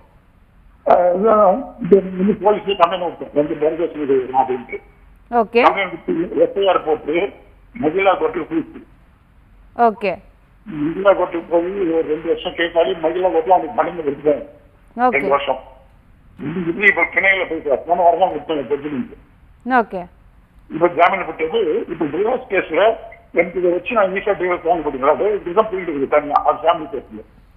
ஓகே சார், உங்களுடைய சந்தேகத்துக்கு வழக்கறிஞர் பதில் சொல்லுவாங்க. மேற்கொண்டு எந்த சந்தேகம் இருந்தாலும் நீங்க கேட்கலாம். சொல்லுங்க சார். சார் வணக்கம். வணக்கம் சார். சார் நீங்கள் சொல்கிறது கொஞ்சம் ஆடிபிளாக இல்லை. ஃபர்ஸ்ட்லேருந்து நான் சொல்கிறது புரியுதான் பாருங்கள். இப்போ வந்து உங்களுக்கு கல்யாணம் ஆகிருக்கு, உங்கள் ஒய்ஃப் வந்து போயிட்டாங்களா? உங்கள் பொண்ணுக்கு வந்து மேரேஜ் பண்ணி வச்சிங்க? ஆமாம், வச்சேன் சார். 2022 உங்கள் பொண்ணுக்கு மேரேஜ் பண்ணி வச்சிங்க. அதுக்கப்புறம் என்னாச்சு? அவன் என்ன பண்ணா, 4 மாதம் வீட்டில் வச்சுட்டு குடும்பம் இருக்காங்க. ஓகே. பொங்கல் மறு வந்து விட்டுட்டு போயிட்டான். 4 மாசம் தான் இருந்தாரு, அதுக்கப்புறம் எங்கேயோ போயிட்டாரு. 4 மாசம் வந்து மறு விட்டுட்டு போயிட்டு. சரி. அது ஒண்ணு போலீஸ் கம்மி இன்னொரு பணம் கேட்கறாரு, வீடு கேட்கறாரு, அப்படின்னு பண்ண எஃப்ஐஆர் போட்டாங்க. ஓகே, வரதட்சணை கொடுமையில எஃப்ஐஆர் போட்டாங்களா? சரி எஃப்ஐஆர் போட்டு 4 பேர் அக்யூஸ். சரி. போன வாரம் ஜட்ஜ்மெண்ட் ஆச்சு. 2 வருஷம் தண்டனை எல்லாரும் கட் பண்ணிக்கிறீங்க. அப்பாவுக்கும் பையனுக்கு 2 வருஷம் தண்டனையா, 2 பேருக்கு 5000 ரூபாய் ஃபைன் கட்டுறாங்க லேடிஸ். ஓகே. இப்போ டைவர்ஸ் ஃபேமிலி கட்ட அது நின்று. இப்போ டிவோர்ஸ் அவர் ஃபைல் பண்ணிருக்காங்க, நீங்க ஃபைல் பண்ணிருக்கீங்களா? அவர் தான் ஃபைல் பண்ணாரு. வீட்டுல வந்து விட்டு அவர் தான் டிவோர்ஸ் பண்ணாரு. சரி, நீங்க டிவோர்ஸ் கொடுக்க விரும்புறீங்களா இல்லையா? ஐயோ, டிவோர்ஸ் கொடுத்து தான் ஆகணும். அது பொருள் எல்லாம் வந்து இருக்குது, அதெல்லாம் எடுத்துன்னு வரணும். சரிங்க சார், உங்களுக்கு இப்போ இதில் என்ன வேணும் சார்? என்ன ரெமெடி வேணும்? அதான் அந்த டிவோர்ஸ் இன்வெஸ்டிகேட் வச்சுக்கணும், அதுதான் இந்த கோர்ட் ஆர்டர் வச்சு அதை கேட்டு வாங்கிடுவாரு. இல்லை சார், அவரு தானே டிவோர்ஸ் போட்டிருக்காரு. ஆமா ஆமா கேட்டுக்கிறோம். ஓகே சார், நீங்கள் இதை வந்து ஈஸியாக முடிக்கிறதுக்கான ஒரு வழி சொல்கிறேன் சார்.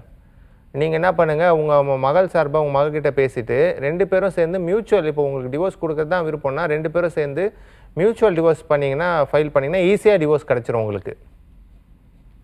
ஸோ நீங்கள் என்ன பண்ணுங்கள், உங்கள் மகள் கொஞ்சம் கன்வின்ஸ் பண்ணி கண்டிப்பாக வந்து 2 பேரும் சேர்ந்து மியூச்சுவலாக டிவோர்ஸ் அப்ளை பண்ண சொல்லுங்கள். உங்களுக்கான டிவோர்ஸ் ஈஸியாக கிடைக்கும். ஓகே சார், ரொம்பவே தெளிவாக சொன்னீங்க. நம்ம தொடர்ந்து பேசுவோம். சிறிய இடைவெளிக்கு பிறகு நீங்கள் பார்த்து கொண்டிருப்பது சட்டம் முறிவுக்கு பிறகு. நம்ம தொடர்ந்து பேசுறதுக்கு முன்னாடி ஒரு காலர் இணைஞ்சிருக்காங்க, அவங்க கிட்ட பேசிடலாம். வணக்கம். வணக்கம், லைன்ல தான் இருக்கீங்க. வணக்கம். வணக்கம் சார், எங்க இருந்து பேசுறீங்க? உங்க பெயர்? சென்னையிலிருந்து பேசுறேன் மேடம். என் பேர் சபாபதி. ஓகே சார், உங்களுடைய சந்தேகம்? என்னோட பொண்ணுக்கு வந்து மேரேஜ் ஆகி 4 வருஷம் ஆச்சு மேடம். ஓகே. அவங்களுக்கு உள்ள ஃபர்ஸ்ட்ல இருந்தே வந்து கோல்டு ப்ராப்ளம், இதுல டவுரி ப்ராப்ளத்துல அவங்க 2 வருஷத்துக்குள்ள அண்டர்ஸ்டாண்டிங் ஆகல அவங்க குடும்பத்துக்கும். ஓகே. என் பொண்ணு வந்து அங்கிருந்து பிரிஞ்சு ரொம்ப வருஷமா இங்க கொஞ்ச நாள் இருக்கா. அடிக்கடி சமாதானம் பண்ணி கொண்டு போய் சேர்த்து வச்சாங்க மேடம். ஓகே. லேட்டஸ்ட்ல அவங்க என்ன சொல்லிட்டாங்க, எங்க வீட்டுல கொஞ்ச நாள் இருக்கட்டும்னு சொல்லி கூட்டு போய் வச்சிருந்தாங்க மேடம். ஓகே. வச்சிருக்கும் போது அவங்க அம்மா கிட்ட கேட்ட பையன் வந்து அடிச்சுட்டாப்ல, என் பொண்ணு கண்ணை தொடச்சு அடிச்சு காது போகுதுன்னு. ஓகே. உடனே நாங்க கேஸ் ஃபைல் பண்ணிட்டு அட்வொகேட் மூலமா கேஸ் புக் பண்ணோம் மேடம். ஓகே. அதுல வந்து அட்வொகேட் சொன்னாரு 4 கேஸ் புக் பண்ணலாம், எஃப்ஐஆர் போடலாம், மெயின்டெனன்ஸ் போடலாம், டைவர்ஸ் போடலாம் ஓகே அப்படின்னு சொன்னாங்க மேடம். நாங்க வந்து ஒன்லி மெயின்டெனன்ஸ் மட்டும் போதும் அப்படின்னு சொல்லி புக் பண்ணோம் மேடம். 6 மாசம் ஆச்சு போட்டு. Okay sir. 2 கவுன்சிலிங் நடந்துச்சு மேடம். கவுன்சிலிங்ல வந்து அவர் வந்து போலீஸ் டிபார்ட்மெண்ட்ல இருக்கிறதால அவருக்கு ஃபேவராவே கவுன்சிலிங்ல சொன்ன. ஓகே. இப்ப இது வரைக்கும் அவங்க கவுண்டர் போட மாட்டேங்காங்க மேடம். அதனால கேஸ் இழுத்துக்கிட்டே போகுது. கவுண்டர் போட்டா தான் கேஸ் இதாகும் அப்படின்னு சொன்னீங்க. ஓகே. இப்ப எங்களுக்கு மெயின்டெனன்ஸுக்கு அதுக்கு என்ன மேடம், எவ்வளவு நாள் ஆகும், இதுக்கு என்ன? ஓகே சார், எவ்வளவு நாள் ஆகும், இதுக்கு நெக்ஸ்ட் ஸ்டெப் என்ன எடுக்கலாம்னு கேட்க வரீங்க, கரெக்ட்டா? மேடம். ஓகே சார், உங்களுடைய சந்தேகத்துக்கு வழக்கறிஞர் பதில் சொல்லுவாங்க. சொல்லுங்க சார். சார் வணக்கம். வணக்கம் சார். வணக்கம் சார். சார், இப்போ மொத்தமா எத்தனை கேஸ் போட்டிருக்கீங்க சார்? ஒரே கேஸ் மட்டும் சார், மெயின்டெனன்ஸ் மட்டும் தான் சார் போட்டிருக்கீங்க. ஓகே. அந்த ஃபேமிலி கோர்ட்லயோ இல்லை சப் கோர்ட்லயோ நீங்கள் மெயின்டெனன்ஸ் கேஸ் மட்டும் தான் போட்டிருக்கீங்க?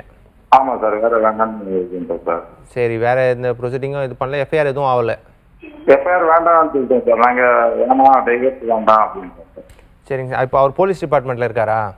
போலீஸ்ல இருக்கிறதுனால அவங்களுக்கு ஃபேவரா இருக்கு. சரிங்க சார். இப்போ மெயின்டெனன்ஸ் கேஸ் எம்சி கேஸ் போட்டீங்கல்ல? ஆமா சார். என்னோட பெஸ்ட் சஜஷன் என்னதுன்னா, நீங்க வந்து அந்த ஜுடிஷியல் மேஜிஸ்ட்ரேட் கோர்ட்ல வந்து ஒரு பிரைவேட் கம்ப்ளைண்ட்ல வந்து டிவிசியும் ஃபைல் பண்ணுங்க.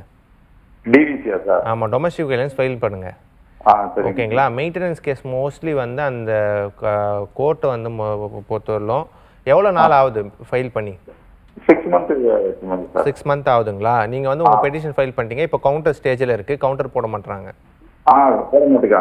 சரிங்க சார். நீங்கள் என்ன பண்ணுங்கன்னா, உங்கள் கவுன்சில் உங்களோட அட்வொகேட்டை வச்சு கொஞ்சம் நெக்ஸ்ட் இயரிங் வந்து எப்பயுமே மோஸ்ட்லி அதில் ஷார்ட் இயரிங் தானே போடுறாங்க, ஒரு 10 நாள் 6 நாளுக்குள்ளே தானே போடுறாங்க. இல்லை சார், 1 மந்த் ஆயிடுச்சு சார். இப்போ 1 மந்த் ஹியரிங் சார். இல்லை ஹியரிங் டேட்ஸ் எப்படி போடுறாங்க? 1 மந்த் இருக்கு சார், ஒரு வாட்டி. ஒரு மாதத்துக்கு ஒரு வாட்டி தான் போடுறாங்களா?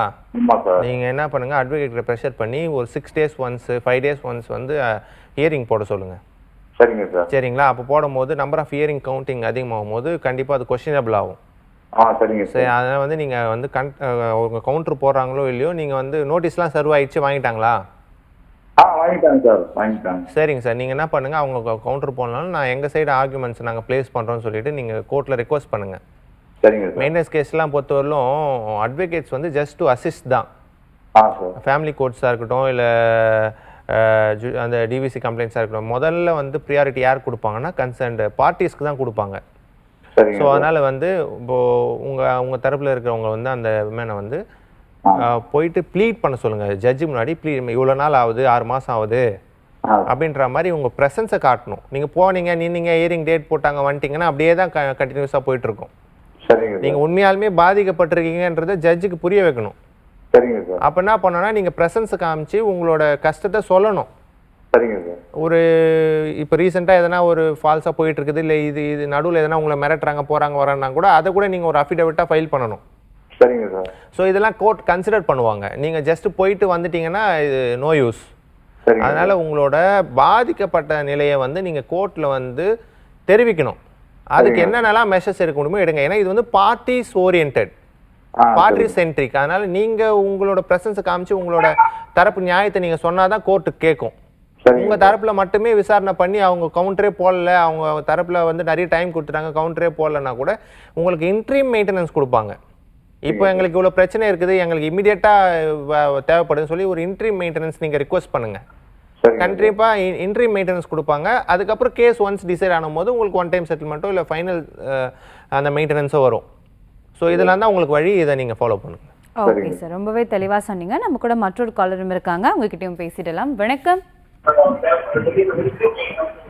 வணக்கம். வணக்கம். வணக்கம்மா, நீங்க டிவி வால்யூமை கொஞ்சம் கம்மி பண்ணிட்டு பேச முடியுமா? Okay madam. ஓகே சொல்லுங்க பவித்ரா, நான் கேரளத்துல இருந்து பேசுறேன். சொல்லுங்க பவித்ரா, உங்களுக்கான சந்தேகம். மேடம், எங்க வீட்டுக்காரர் எனக்கும் கொஞ்சம் மிஸ் அண்டர்ஸ்டாண்டிங்ல அவர் வந்து கேஸ் அப்ளை பண்ணிருந்தாரு டைவர்ஸ்க்கு. நான் கோர்ட்டுக்கே போகாதனால எக்ஸ்பர்ட்டி வாங்கிட்டாங்க.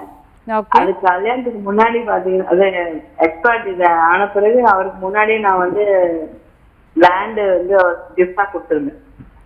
அவர் அந்த லேண்ட்ல வீடு கட்டிட்டாரு. இப்ப அந்த லேண்ட் வந்து எனக்கு திருப்பி வாங்க முடியுமா? ஏன்னா அது 3-4 வருஷம் ஆயிடுச்சு. ஓகே, அதனால கேக்குறேன் மேம். ஓகே, நீங்க கிஃப்டா கொடுத்த லேண்ட் ரிட்டர்ன் வாங்க முடியுமா முடியாதான்னு கேக்குறீங்க, கரெக்டா? ஆமாங்க மேம். ஓகேம்மா, உங்களுடைய சந்தேகத்துக்கு வழக்கறிஞர் பதில் சொல்லுவாங்க. சொல்லுங்க மேம். அம்மா, எக்ஸ்பர்ட்டி ஆர்டர் வந்து எப்போ வாங்குனீங்க? மேடம், அது வாங்கி ஒரு ஜூன்ல வாங்கினேன். ஜூன் வாங்குனீங்களா? நீங்க இதை ரெஸ்டோர் பண்ணி கண்டெஸ்ட் பண்ணி கோர்ட்டுக்கு கொண்டு வந்துருங்க. கோர்ட்டு போயிட்டு மேடம், ஐஏ போட்டாச்சு, அதை ரிவோக்டும் பண்ணிட்டாங்க. சரி சரி. இப்போ எனக்கு அந்த எக்ஸ்பர்ட்டி ஆனதை வந்து ரிவோக் பண்ணியாச்சு. ஆனா இப்போ அந்த லேண்ட் ப்ராப்பர்ட்டி வந்து எனக்கு கிஃப்ட் கொடுத்ததை திருப்பி எடுக்கமான்னு. அதுதான் நான் சொல்றேன். இப்போ நீங்க எக்ஸ்பர்ட்டி வாங்கி நீங்க ரிவோக் பண்ணி கொண்டு வந்துட்டீங்க இல்லையா கோர்ட்ல? ஸோ இப்போ நீங்க கிஃப்டா கொடுத்தது எந்த மாதிரி பேட்டர்ன்ல கொடுத்துருந்தீங்க? அதாவது பணம் எப்படி கொடுத்துருந்தீங்க? கண்டிஷன் அன்கண்டிஷன் தான் மேடம். கண்டிஷன்லாம் எதுவும் போடல. கண்டிஷன்ஸ் எதுவும் போடல. அவுட் ஆஃப் கிஃப்டா தான் கொடுத்துருந்தீங்க. ப்ராப்பர்ட்டியை ரெஜிஸ்டர் பண்ணி கொடுத்துட்டீங்க. ஆமா, ஒரு அன்பின் ஒரு ஃபியூச்சர்ல நம்ம பிள்ளைங்களை பார்ப்பாங்க, நம்மளே பார்ப்பாங்கன்னு சொல்லி எழுதிருக்க முடியாதுல்ல. சரி, அப்படிதான் எழுதி கொடுத்துக்கிறேன். சரி. அவருக்கு ஏதாவது ஈக்குவலா வேற ஏதாவது ப்ராப்பர்ட்டிஸ் இருக்கா? இல்ல, பிசினஸ் தான் பண்றாரு. ஓகே, அவருக்கு ஏதாவது அசர்ட், ஏதாவது இன்கம்? இல்ல, ஏதோ இன்கம்லாம் ஏதோ பிசினஸ் பண்றாங்க, பட் ப்ராப்பர்ட்டினா இது ஒண்ணுதான் இருக்கு. சரி, இப்போ நீங்க கொடுத்த ப்ராப்பர்ட்டி மட்டும்தான் இருக்கு இல்லையா? ஸோ நீங்க மெயின்டெனன்ஸ் கேஸ் அவர் மேல ஏதாவது ஃபைல் பண்ணிருக்கீங்களா? இல்ல, அதுதான் மேடம், எனக்கு மெயின்டெனன்ஸ் விட இந்த கிஃப்ட் வந்து எனக்கு கொடுக்கல, எனக்கு யார் இருக்குதுன்னு கேட்கல மேடம். அதுதான், உங்களுக்கு குழந்தைங்க என்னென்ன ஏஜ்ல இருக்காங்க? பையன் வந்து 13, சாரி பாப்பா 13, பையன் வந்து 15. Okay, 13 and 15ங்களா? ஏன்னா இப்போ மெயின்டெனன்ஸில் கேட்குறீங்கன்னா இவங்க 2 பேரையுமே பெட்டிஷனராக போட்டுட்டு அந்த ப்ராப்பர்ட்டியை பசங்களுக்கு தான் கொடுக்கணுன்ற மாதிரி ஒரு பெர்மனன்ட் அலமனியாக கேட்கலாம். இதை நான் வாங்கினேன், இது மாதிரி கொடுத்தேன்னு சொல்லிட்டு நல்லா பாத்துக்கிறாங்க மேடம். இப்போ என்னைதான் பாத்துக்க மாட்டேங்க. அதுக்குதான் எனக்கு ஏதாவது ப்ராப்பர்ட்டி இல்ல ஷூரிட்டி வேணும், அதுக்கு தான் கேட்குறேன். ஓகே, உங்களுக்கு அந்த ப்ராப்பர்ட்டி வேணும். உங்களுக்கு மட்டும்தான் இப்ப பிரச்சனை. அவங்க குழந்தைங்களெல்லாம் நல்லா தான் பாத்துக்கிறாங்க. குழந்தைங்களெல்லாம் அவர் பாத்துக்கிறாரு, பட் என்னைய மட்டும் தான் பார்க்க மாட்டாரு. அதான் நீங்க அவுட் ஆஃப் வில், நீங்க உங்க gift பாத்தீங்கன்னா நீங்க அவுட் ஆஃப் வில்ல கொடுத்துருக்கீங்க. திருப்பி எப்படி அந்த ப்ராப்பர்ட்டி நீங்க கேட்பீங்க? ஏன்னா கண்டிஷனல் ஆர்டரும் போடலன்றீங்க. அப்ப வந்து மேரேஜ் பண்ணிட்டு இருக்கும்போது கொடுத்தது. ஆனா நீங்க சேலஞ்ச் பண்ணலாமா? நீங்க சேலஞ்ச் பண்றது நான் தப்புன்னு சொல்லல. நீங்க இந்த மாதிரி கொடுத்தீங்க கொடுக்கலன்ற சேலஞ்ச் பண்றது ஒண்ணு, நீங்க மெயின்டெனன்ஸ் வழியா பெர்மனன்ட் அலமனியா கேட்டு பார்க்கலாம். ஓகேங்களா? ஏன்னா உங்களை பராமரிக்கிறது இல்லைன்ற ஒரே கண்டிஷன் தான் இதுல அப்ளிகபிள். ஓகே மேம், ரொம்பவே தெளிவா சொன்னீங்க. நம்ம கூட மற்றொரு காலர் இருக்காங்க, அவங்க கிட்டயும் பேசிடலாம். வணக்கம். வணக்கம், லைன்ல தான் இருக்கீங்க. வணக்கம் சார். சார், டிவி வால்யூமை கம்மி பண்ணிட்டு பேச முடியுமா? ஓகே சார், உங்களுடைய சந்தேகத்தை நீங்க நேரடியா அட்வொகேட் கிட்ட கேட்கலாம்.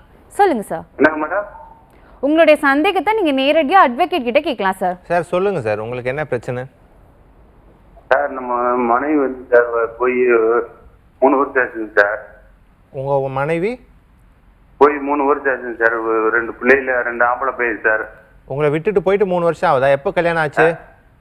இப்போ கல்யாணம் முடிச்சு 13 வருஷம் ஆச்சுங்க சார். 13 வருஷம் ஆகுது. 3 ஆம்பளை பசங்க. 2 ஆம்பளை பேசுங்க சார். 2 பசங்க. ஓகே. ஆமாங்க சார். எவ்வளோ வயசு ஆகுது? இந்த பிள்ளை விட்டு போய் அவங்க அப்பாவும் கொண்டு போய் கோயம்புத்தூர்ல கொண்டு போய் சேர்த்து விட்டாங்க சார் அந்த பிள்ளைய. அவங்க அப்பா அம்மாவும் கூட்டு போயிட்டு கோயம்புத்தூர்ல ஒரு ஆசிரமத்தில் எங்கேயும் சேர்த்துட்டாங்களா? இந்த உங்க வாய்ஸ் பிரேக் ஆகுது சார். உங்க வாய்ஸ் பிரேக் ஆகுது, சொல்லுங்க. வீட்டுக்காரமா சார் போய் 3 வருஷம் ஆச்சுங்க சார். சரிங்க சார். என் பிள்ளையில 2 பிள்ளைகளையும் கூட்டிட்டு போய் அங்கேயே வச்சுக்கிட்டாங்க சார். ஓகே, சரிங்க. அவங்களுக்கு என்ன வயசு ஆகுது பசங்களுக்கு? 10 வயசு ஆயிடுச்சு, அவங்களுக்கு 9 வயசு ஆயிடுச்சு சார். சரிங்க சரிங்க சார். இப்போ உங்களுக்கு என்ன தேவை? எனக்கு வந்து சார் ஒன்றும் கேட்கலாம் சார். என் பிள்ளைகளை மட்டும் விட்டுட்டு என் கூட ஆமா அவங்கள வந்து நம்மளுக்கு வேணாங்க சார். நம்ம அவங்க அந்த தகாத ஒரு டைம் கூட இருந்துச்சு சார். நான் பார்த்துட்டு கண்ணாரா. சரி, அவங்க வந்து கள்ள தொடர்புல இருக்காங்க சார். சரிங்க. இப்போ சார் லவுட் ஸ்பீக்கர்ல போட்டு பேசுறீங்கன்னு நினைக்கிறேன். ரிசீவர் மோட்ல பேசுங்க சார். சார் ஸ்பீக்கர்ல போட்டிருந்தீங்கன்னா அதை கட் பண்ணிட்டு நார்மல் கால்ல பேசுங்க சார். மேடம் இது பட்டன் சொல்லுங்க madam. Okay sir, okay sir, பேசுங்க சார். மேடம் சரி, இப்போ உங்களுக்கு மனைவி தேவையில்லை, டிவோர்ஸ் கொடுக்கறதுக்கு ரெடியா இருக்கீங்க, உங்களுக்கு பசங்க மட்டும் தேவை, அப்படிதானே? ஆமாம் சார், ஆமாம் சார். சரிங்க சார். இதில் சிம்பிளாக உங்களுக்கு ஒரு சின்ன வழி சொல்கிறேன் நான். இப்போ வந்து நீங்கள் அவங்க கள்ள தொடர்பில் இருக்காங்கன்னு சொல்லி நீங்கள் சொல்கிறீங்க. ஆமாங்க சார். அதுக்கு எதுனா ஆதாரம் இருக்கா? ஆதாரம்லாம் இருக்குங்க சார். சரிங்க சார், ஒன்றும் இல்லை. இப்போ நீங்கள் என்ன பண்ணுங்கள், நீங்கள் எங்கே கல்யாணம் ஆச்சோ இல்லை உங்கள் அட்ரஸ் என்னவோ அந்த அட்ரஸில் இருக்க ஃபேமிலி கோர்ட், அப்படி இல்லைன்னா அந்த இடத்துல இருக்க சப்கோர்ட்டில் வந்து ஒரு டிவோர்ஸ் கேஸ் ஃபைல் பண்ணுங்கள். இந்த மாதிரி அவங்க கள்ள தொடர்பில் இருக்காங்க அப்படின்றதுக்கான போதிய ஆதாரத்தை வச்சு ஒரு டிவோர்ஸ் கேஸ் ஃபைல் பண்ணுங்கள். அது ஒரு கிரவுண்ட் ஃபார் டிவோர்ஸ். அதே கிரவுண்டை வச்சு இந்த மாதிரி கள்ள தொடர்பில் இருக்காங்கன்னு சொல்லிட்டு எங்கள் 2 பசங்களையும் அவங்களால வளர்க்க முடியாது, அவங்க 2 பசங்களை வளர்க்கறதுக்கான எல்லா ஃபினான்ஷியல் விஷயங்களும் என்கிட்ட இருக்குது, நான் வந்து அவங்கள வளர்த்துக்கிறேன் அப்படின்னு சொல்கிற ஒரு பெட்டிஷனும் ஃபைல் பண்ணிவிட்டு நீங்கள் உங்களுக்கான ரெமடியை கேளுங்க, கண்டிப்பாக உங்களுக்கு ஆர்டர் ஆகும். ஓகே சார், ரொம்பவே தெளிவாக சொன்னீங்க. மக்களுடைய அனைத்து சந்தேகத்துக்குமே 2 பேருமே தெளிவாக சொன்னீங்க. கீதா பிரியா மேமுக்கும் விக்னேஷ் சாருக்கும் சட்டம் ஒரு வகுப்பறை நிகழ்ச்சியின் சார்பாக மனமார்ந்த நன்றிகள். நன்றி நன்றி. சட்ட ரீதியாக உங்களுக்கு எந்த ஒரு சந்தேகம் இருந்தாலும் நீங்கள் தொலைபேசி மூலியமாக அணுகலாம், இல்லை வாட்ஸ்அப் மூலியமாகவும் அணுகலாம். உங்களிடமிருந்து விடைபெறுவது யாழினி திருமுகம். நீங்கள் பார்த்து கொண்டிருப்பது சட்டம் ஒரு வகுப்பறை. நன்றி.